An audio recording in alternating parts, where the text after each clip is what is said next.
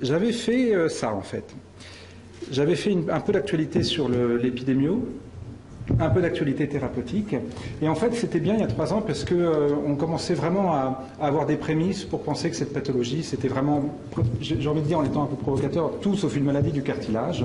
Et qu'il y avait des arguments pour penser, vous savez qu'au sein du genou, finalement, le cartilage n'était qu'un des acteurs de la maladie chondrale et que tous les autres tissus étaient impliqués. En particulier l'os sous-chondral, et je vous rappelle qu'au tout début de cette pathologie, il y a un découplage, en fait un hyperremodelage dans l'os sous-chondral, qui va aboutir à probablement une augmentation de la perméabilité, qui va faire qu'il va y avoir une petite invasion par des vaisseaux, et c'est ça qui va faire le lien entre le dialogue os sous-chondral et cartilage. Bon, tout ça a été confirmé. Il a aussi été montré que cet os sous-chondral, lorsqu'il était le siège d'œdème, c'était un élément très important responsable de douleur, un élément important prédictif des lésions chondrales, que la membrane synoviale était inflammée, qu'il y avait vraiment une synovite, que le tissu du OFA était inflammé et qui pouvait être aussi un acteur important de cette maladie. Et tout ça a été confirmé, raison pour laquelle je ne vais pas m'étendre dessus. Vous avez vu ou entendu aussi des données selon lesquelles il pourrait y avoir une note systémique dans la pathologie arthrosique, en particulier chez le patient obèse. Et là encore, je ne vais pas m'étendre dessus, on en avait parlé.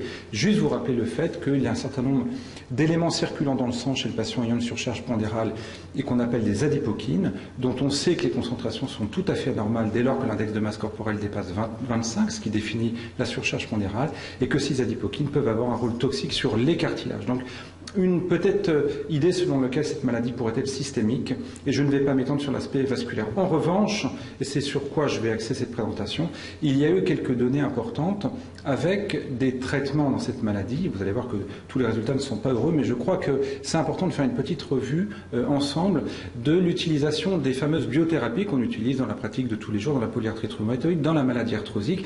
Et vous allez voir que finalement on a peut-être été un peu naïf en imaginant que tout se passait finalement, j'allais dire en étant un peu provocateur, aussi simplement que dans la polyarthrite ou dans les spondyarthrites, dont vous savez qu'on met en rémission quand même un nombre relativement important de patients avec les biothérapies, en particulier avec les anti-TNF. Alors, donc je vais vous parler un peu de ces molécules qui ont été essayées dans l'arthrose et vous donner quelques résultats. Et pourquoi c'est important? Parce qu'on sait que de temps en temps, il y a des gens qui essayent comme ça des biothérapies chez les patients qui ont des arthroses digitales notamment. Donc on va voir si c'est raisonnable de continuer ou pas. Mais la première question qu'on peut se poser, c'est est-ce qu'on a vraiment besoin de biothérapie dans l'arthrose? Est-ce que finalement on ne serait pas content avec les médicaments qu'on a dans notre pratique de tous les jours? Alors je vous rappelle que les recommandations du traitement de cette maladie, qui est probablement la plus fréquente en rhumatologie, je vous rappelle prévalence d'à peu près 30% pour le genou, 50% pour la main, avec le handicap que ça génère. Les recommandations, finalement, elles sont très simples. C'est de dire qu'actuellement, au jour d'aujourd'hui, recommandations européennes, recommandations internationales, qu'est-ce qu'on fait? Mettez du paracétamol, 3-4 grammes par jour, et puis si ça ne marche pas, mettez un anti-inflammatoire non stéroïdien.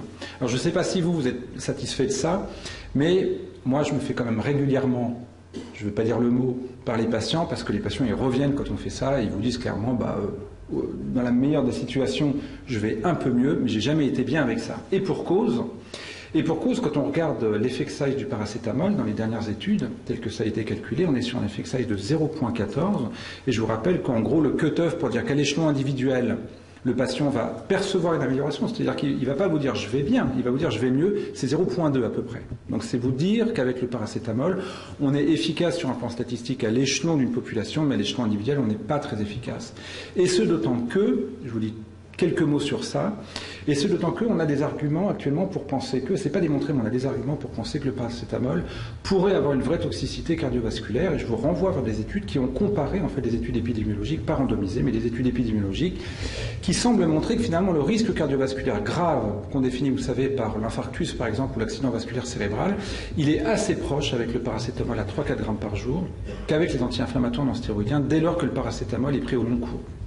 Donc il y a vraiment un signal en ce moment qui est en train de sortir avec cette molécule pour laquelle il faut probablement être prudent. Je ne dis pas qu'il faut arrêter de l'utiliser, mais je pense que comme avec les anti-inflammatoires, il faut utiliser, quand ça marche, la dose la plus faible possible sur la période la plus courte possible. Et ce d'autant que ce paracétamol, on sait qu'il a une activité anti-COX en fait, in vitro. Et donc, c'est aussi probablement la raison pour laquelle on retrouve des accidents digestifs avec le paracétamol, à l'instar de ce qu'on observe avec les anti-inflammatoires non stéroïdiens.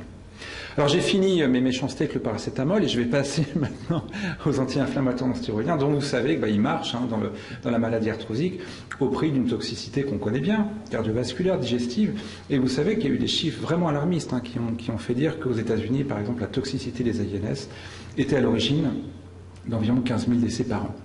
Juste pour vous dire un point, j'ai lu hier, je ne sais pas si vous avez un peu une idée de la morbidité des thérapeutiques, c'est pour ça qu'il faut toujours être prudent et les donner vraiment sur les petites périodes. On estime aux États-Unis que le nombre de décès imputables à la prise des médicaments, c'est 60 000 décès par an. Voilà. Donc il faut toujours avoir ça en tête, et en particulier sur des maladies chroniques, et toujours être prudent dans les prescriptions médicamenteuses. Donc je crois qu'on peut dire aujourd'hui qu'avec ce qu'on nous propose, paracétamol et anti-inflammatoire,